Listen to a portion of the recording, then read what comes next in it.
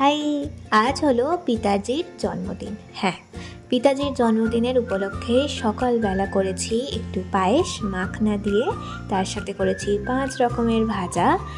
তো এই দুপুরবেলায় বাবাকে সমস্ত কিছু সাজিয়ে খেতে দেওয়া হলো। প্রথমে ছিল ডিমের কারি, তারপরে ছিল চিংড়ি মাছের ডাঁটা দিয়ে ঝোল, তারপর একটা শাকের তরকারি আর পায়েস। তো বাবাও খাচ্ছে, তার ছোট মেয়েও খাচ্ছে।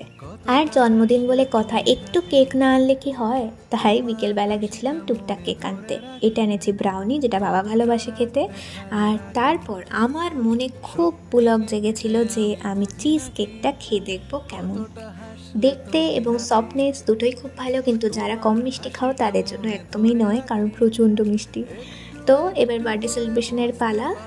বার্থডের জন্য মা অনেক কষ্টে অনেকক্ষণ ধরে দেশলাই জ্বালানোরই প্রচেষ্টা চলছে, তার কারণ হাওয়াতে 14 বার করে দেশলাইটা নিয়ে যাচ্ছিল। যাই হোক, অ্যাট লাস্ট চলেছে। যথারীতি প্রত্যেকবারের একই কাণ্ড, ফু না দিয়ে এই ছুরি দিয়ে কেক কাটা।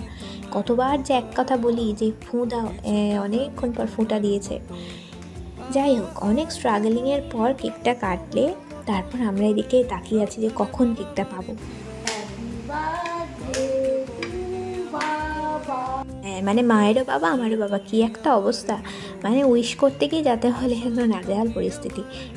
এই হচ্ছে মেন ঘটনা। প্রত্যেকবার বাবা কি দিয়ে আমাদের কেক খাওয়ায় না, ছুরি দিয়েই আমরা কেকটা প্রত্যেকবার গ্রহণ করি। আর খাওয়া হয়ে যাওয়ার পরে আমারও ছুরি দিয়ে কেক খাওয়ার পালা।